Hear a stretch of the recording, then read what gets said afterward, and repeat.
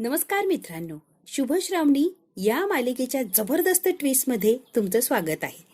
आत्तापर्यंत आपण असं बघितलेलं असतं की शुभूला इतकं मारलेलं असतं पोलीस स्टेशनमध्ये की त्याची पूर्ण हाडं हाडं मोकळे केलेले असतात, त्याच्या फासळ्यानं पास्या मोकळ्या केलेल्या असतात. इतकं भयानक त्याला रुद्रने मारलेलं असतं. जे हातात पडत त्या गोष्टीने, लाथाबुक्क्याने, काठीने, जे हातात येईल बेल्ट त्याने मारलेलं असतं. इतकं शुभूला इतकं मारलेलं असतं की शुभू पूर्ण आतमधून खोकला झालेला असतो आणि त्याला अजिबात काही सुचत नसतं. तरी सुद्धा आईच्या धाकाने तो घरी आलेला असतो. आईने जो तमाशा मांडला त्या तमाशापुढे स्वतःचं दुखणं तो विसरलेला असतो. आईने आता तमाशा केलेला असतो, रागराग व्यक्त केलेला असतो, त्याला हाताला धरून घराच्या बाहेर काढलेलं असतं.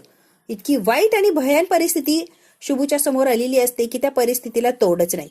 तरी सुद्धा शुभू डगमगलेला नसतो, बिचारा हरत नाही. आईला वाईट वाटू नये किंवा तिला मी समोर असल्यावर त्रास होई नये म्हणून तो आता घराच्या बाहेर आईने काढून दिलाय, म्हणून तिथेच कोपऱ्यात तो असा पडून राहिलेला असतो. जेणेकरून आई कधीतरी मला बोलवायला येईल, तिला कधीतरी माझी क्यू येणार आणि ती मला बोलवायला येणार हे शुभूला माहिती असतं. म्हणून शुभू तिथे कोपऱ्यात पडलेलं असतो. शुभूला ते इतकं मारल्यामुळे थंडीताप आलेला असतो आणि शुभूला खूप खूप दुखत असतं, त्याला त्रास होत असतो आणि थंडीतापाने अगदी तो थुडथुड उडत असतो. आणि ते मारल्यामुळे त्याचं पूर्ण अंग अगदी दुखत असतं आणि त्याच्यानेच त्याला ताप भरलेला असतो. आता बाहेर असल्यामुळे त्याच्या अंगावर नसतं आणि पाऊसही चालू असतो. अशा वातावरणात इतकी थंडी वाजत असते ह्या शुभूला, तरी सुद्धा शुभू त्या भिंतीच्या कडेला तसाच पडून असतो. आता मात्र त्याला शोधत शोधत तिथे आलेली असती मोक्षा. मोक्षा ही शुभूच्या घरी जाते आणि म्हणते की मावशी, शुभू कुठे हो? तेव्हा ती म्हणते, शुभू मला नाही माहिती, मेलाय तो, आणि त्याचा काय पत्ता देऊ मी? विचित्र सारखी शुभूची आई बोलते तेव्हा मोक्षा जरा नाराज होते आणि तिलाही जरा वेगळंच वाटतं की असं काय बोलतीयस. डोक्यावर परिणाम झाल्यासारखं मोक्षा आता माघारी येते आणि जाते तर सहज लक्ष जातं तो कोपऱ्यात अगदी थुडथुडत बसलेला असतो हा शुभू. मोक्षाला इतकं कसं तरी वाटतं. मोक्षा पळत जाते आणि शुभूला सावरते, त्याच्या अंगाला हात लावते. तो खूप तापलेला असतो. शुभू काही बोलणार तर शुभूला फार उलट्या झालेल्या असतात, तेही रक्ताच्या उलट्या होतात शुभूला. रक्ताच्या उलट्या झाल्यावर शुभूने तिथेच त्याची मान टाकून दिलेली असते. शुभू तिथेच बेशुद्ध होतो. मोक्षा अजिबात वेळ व्हायला घालवत नाही आणि त्याला हॉस्पिटलमध्ये ऍडमिट करते. शुभू एक चांगला मित्र असतो मोक्षाचा. मोक्षा लगेच त्याला ऍडमिट वगैरे करते आणि शुभूची कंडिशन खूप क्रिटिकल आहे असं डॉक्टरांनी सांगितलेलं असतं. शुभू वाचणार नाही काही केल्या. डॉक्टरांनी डायरेक्ट स्पष्टच ऍडमिट करताना बोललेलं असतं, शुभूची गॅरंटी देत नाही, फार वाईट अवस्था आहे, त्याला इतका मार लागलाय की त्याच्या ते जखमा भरून येणं किंवा तो जगणं इम्पॉसिबल आहे. तरी सुद्धा ट्राय लेवल बेस्ट, शेवटपर्यंत आम्ही प्रयत्न करणार आणि त्याला वाचवण्यासाठी धडपडणार. तेव्हा मोक्षा म्हटलेली असते, जो काही खर्च येईल, जे काय लागेल ते करा, पण या माणसाला वाचवा. डॉक्टर म्हणतात, हे बघा, वाचवण्यासाठी तर आहोत आम्ही, वाचवणार तर आहोत. त्याने जर साथ दिली, त्याच्या सगळ्या जखमा वगैरे भरल्या, व्यवस्थित झाला तर तो नक्कीच वाचणार आहे. आता मात्र ही गोष्ट बरोबर आपल्या श्रावणीला कळालेली असते. श्रावणी आता मागचा पुढचा काहीच विचार करत नाही. ती श्रावणीवर तर प्रेम करत शुभूवर तर प्रेम करत असते आणि शुभू श्रावणीवर अजून सुद्धा प्रेम करतो, पण समाजासाठी, श्रावणीसाठी तो गप्प बसलेला असतो आणि काहीही म्हणत नाही. श्रावणी म्हणते की आता जे झालं, जेवढं झालं ते भरपूर झालं. रुद्राने इतकं मारलं की मारून मारून त्याला मारून टाकायचा विचार होता. श्रावणीला हे सहन झालेलं नसतं. श्रावणी आता शुभूची बायको म्हणून मिरवायला सुरुवात करते.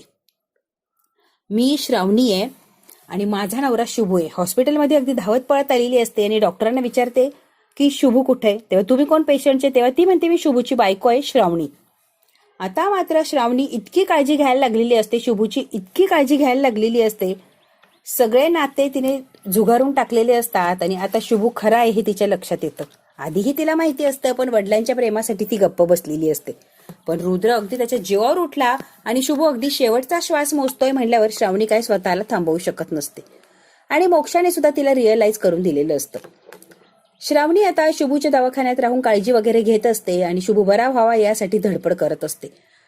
शुभू आता हळूहळू श्वास सुद्धा घ्यायला लागलेला असतो आणि आता थोडासा रिकवर व्हायला लागलेला असतो. पण डॉक्टर म्हणतात, जोपर्यंत हा पूर्ण डोळे उघडत नाही तोपर्यंत आम्ही याची गॅरंटी देणार नाहीये. त्यामुळे श्रावणीला फार भीती वाटत असते. मोक्षा आणि श्रावणी काळजी घेत असतात.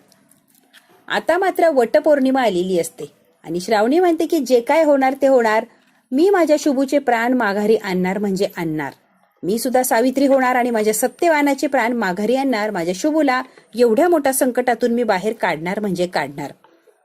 श्रावणीने आता सगळ्यांना जे काय असतं ते सगळं जुगारलेलं असतं आणि डायरेक्ट वटपौर्णिमेचं व्रत केलेलं असतं. श्रावणी शुभूची दिवस रात्र काळजीही घेत असते आणि श्रावणी गेली शुभूच्या शुभूच्या जवळ किंवा आसपास असली की शुभूला जरा बरं वाटत असतं किंवा त्याचे हार्टबीट्स जे असतात ते असे नॉर्मल येत असतात. आता शुभूला काही झालं तरी श्रावणीचीच आठवण येत असते आणि अशा याच्यात तर तिला शुभूच्या जवळ राहणं फार गरजेचं असतं. श्रावणीने सुद्धा कठोर निर्णय घेतलेला असतो आणि डायरेक्ट ती शुभूच्या जवळच राहण्याचा निर्णय घेते. ती आता हॉस्पिटलमध्येच राहत असते. शुभूला सगळ्यांनी सोडलेलं असतं. श्रावणीने सोडलेलं असतं, साहेबांनी सोडलेलं असतं, शुभूच्या घरच्या लोकांनी सोडलेलं असतं. शुभू कुठलचाच राहिलेला नसतो, एकटा राहिलेला असतो. त्यामुळे तो आणखीनच कोलमडून गेलेला असतो. आता मात्र त्याची श्रावणी त्याला मिळालेली असते आणि हक्काची बायको सुद्धा मिळालेली असते. ती सगळ्यांना अगदी हक्काने सांगत असते की शुभू माझा नवरा आहे आणि मी त्याची बायको आहे श्रावणी. इतकं छान वाटत असतं श्रावणीला की जे होणार ते होणार. मी शुभूवर प्रेम करते ना, मग आता मी माघार घेणार नाही. आणि रुद्राने एवढं मारलंय ना म्हणून ती मुद्दामून आता शुभूच्या बाजूने आलेली असते आणि शुभूची आता काळजी वगैरे घेत असते. आता रुद्रने हे त्याला मरून जावा किंवा मारून टाकण्यासाठीच केले हे तर श्रावणीला स्पष्ट दिसत असतं. रुद्र कसा आहे हे श्रावणीच्या लक्षात आलेलं असतं. शुभू जेव्हा ओरडून ओरडून सांगत असतो तेव्हा श्रावणीला कळालेलं नसतं. आता जेव्हा शुभूला एवढं मारतो की जीव जाण्याची वेळ आलेली असते तेव्हा श्रावणीला लक्षात येतं की हा दिसतो तसा नाहीच आहे रुद्र. खरंच हा क्रूर आणि विचित्र माणूस आहे. जसं शुभू म्हणतो तसाच अगदी रुद्र आहे. हा जर चांगला असता तर त्याने शुभूला एवढं मारलंच नसतं, एवढं टॉर्चर केलंच नसतं. त्यामुळे श्रावणी चिडलेली असते आणि आता लग्न वगैरे काही करणार नाहीच आहे. आता श्रावणी जर रुद्राबरोबर लग्न करणार नाहीये तर श्रावणीची जेवढी प्रॉपर्टी आहे ऑटोमॅटिकली ती शुभूला मिळणार असते. आता मात्र अलकनंदा आणि रुद्रने जो प्लॅनिंग केलाय तो फसणार असतो, तोंडावर ते पडणार असतात. कितीही काही झालं तरी रुद्र फक्त पैशांसाठीच लग्न करणार होता आणि त्यातली अर्धी प्रॉपर्टी अलकनंदाला देणार होता. श्रावणीने आता शुभू सोबत राहायचं असा निर्णय घेतलेला असतो. त्यामुळे अलकनंदा आणि रुद्र यांची तळपायाच्या मस्तकात गेलेली असते. काय करावं आणि काय नाही त्यांना काही सुचत नसतं. ह्या श्रावणीने ऐन वेळेला घोळ घातला आणि जे व्हायचं होतं तेच झालंय. श्रावणीने ऐन वेळेला पचका केला आणि शुभू बरोबरच राहायचं ठरवलं. त्यामुळे प्रॉपर्टी काय ट्रान्सफर होणार नसते आणि परत ती काय साहेबांकडे येणार नसते. श्रावणीची प्रॉपर्टी श्रावणीकडे राहणार असते आणि ऑटोमॅटिकली ती शुभूला मिळणार असते. रुद्र आणि अलकनंदा इतके चिडलेले असतात, ते आता प्रयत्न करत असतात काही झालं तरी श्रावणी आणि शुभू एकत्र येता कामा नये. कारण प्रॉपर्टी जर शुभूच्या ताब्यात गेली तर आपल्याला मिळत नसते. या दोघांना प्रॉपर्टी लुबाडून यांना हवं ते करायचं असतं आणि श्रावणीला सुद्धा मारून टाकायचं असतं. शुभूने स्वतःचा जीव धोक्यात घातलेला असतो आणि श्रावणीला वाचवलेलं असतं रुद्रासारख्या राक्षसाच्या तावडीतून. आता खरा चेहरा काय शुभूचा हे श्रावणीला कळालेलं असतं. तिची चूक ती मान्य करते आणि अगदी धाडशीपणाने ती शुभूकडे आलेली असते आणि शुभूला नवरा म्हणून तिने स्वीकारलेलं असतं.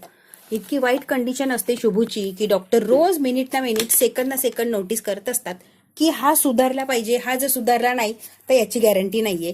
हा जगणार नाही याची गॅरंटी तर पहिल्याच वेळेला दिलेली असते. आणि काय शुभू कशासाठी केलं हे आता श्रावणीच्या लक्षात आलेलं असतं. म्हणूनच ती म्हणते की बाबा माझा शुभू खरा होता पण आपण त्याच्यावर विश्वास ठेवला नाही आणि रुद्र सर खोटेच होते. आता मात्र शुभू कुणाचं काय वाईट केलं होतं म्हणून शुभूवर ही वेळ आली. श्रावणी फार चिडलेली असते आणि वैतागत असते. आता ती शुभूकडे अगदी मन लावून बघत असते, काळजी घेत असते, त्याला हवं नको ते, आणि डॉक्टरांची सुद्धा वेळोवेळी बोलत असते. डॉक्टरांचे प्रयत्न चाललेले असतात पण शुभूला श्रावणीच्या प्रेमाची गरज असते आणि श्रावणीने प्रेम देण्याचं ठरवलेलं असतं. त्याच्याबरोबर आयुष्य काढायचंय, त्याला साथ द्यायची आहे. तो जेवढं माझ्यावर प्रेम करतो तेवढेच मी त्याच्यावर प्रेम करते. त्याच्या जवळ उभं राहून तिने हे कबूल केलेलं असतं. पॉझिटिव्ह असे बदल शुभूमध्ये व्हायला लागलेले असतात आणि सगळं चांगलंच होणार की काय आता असं दिसायला लागलेलं असतं.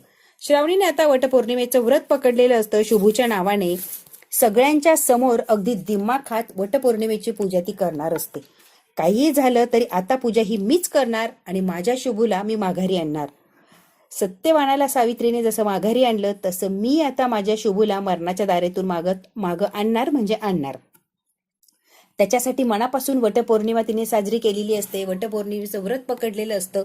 पूजा वगैरे सुद्धा अगदी थाटामाटात करते. आता ही सावित्री असते आणि आपल्या सत्यवानासाठी देवाची भांडण करत असते. ही सावित्री इतकी मन लावून पूजा वगैरे करते, दिवसभर उपास वगैरे पकडते की सत्यवानाला देवाला माघारी द्यायलाच लागतं. शुभूला हळूहळू बरं वाटायला लागलेलं असतं आणि डॉक्टर म्हणतात हे मिरॅकल आहे. हे फक्त आणि फक्त तुमचे प्रयत्न, तुमचे यश, तुम्ही जे देवाकडे प्रार्थना केली आहे त्याचं फळ आहे. आमचे प्रयत्न संपलेच होते, आम्ही नाद तो सोडूनच दिला होता, पण तुम्ही मॅडम हार मानली नाही आणि शेवटपर्यंत शुभूसाठी प्रयत्न करत राहिलात. खरं तर तुम्ही जे केलंय ना त्यामुळेच सगळं काही झालंय आणि म्हणूनच बघा शुभू आता हळूहळू बरा व्हायला लागलाय. श्रावणीला इतका आनंद झालेला असतो. मनापासून श्रावणीने शुभूसाठी वटसावित्रीची पूजा केलेली असते आणि त्याचं खरंच तिला फळ मिळालेलं असतं की शुभू आता बरा व्हायला लागलेला असतो आणि त्याची जी हालचाल व्हायला लागलेली असते, श्वास घेण्याची क्रिया आहे तो स्वतः श्वास घ्यायला लागलेला असतो, ऑक्सिजन हटवलेला असतो. आता मात्र रिकवर होणार यात काही शंकाच नाही. काहीही झालं तरी शुभू श्रावणी एकत्र येणार आणि एकमेकांसाठीच ते बनलेत. पण आता सगळं रुद्र काय हे साहेबांच्या समोर आणणं महत्वाचं असतं. श्रावणी शुभूला तर बरं करायच्या मागे लागलेली असते, पण शुभू जर बरा झाला तर श्रावणी सिद्ध करू शकते का रुद्र खरंच क्रूर आहे आणि खरंच तो प्रॉपर्टीसाठीच माझ्याशी लग्न करत होता आणि रुद्रने त्याच्या बायकोला खरंच मारलंय. हे जर साहेबांना कळालं तर साहेब काय म्हणतील? शुभूचा स्वीकार करतील का जावई म्हणून? श्रावणी आणि शुभूला आपल्या घरात नेतील का? हे जर बघायचं असेल ना मित्रांनो तर बघायला लागणार आहे आपल्याला पुढचा भाग. हा भाग इथेच संपतो. व्हिडिओ आवडल्यास लाईक, शेअर, सबस्क्राईब नक्की करा. धन्यवाद मित्रांनो.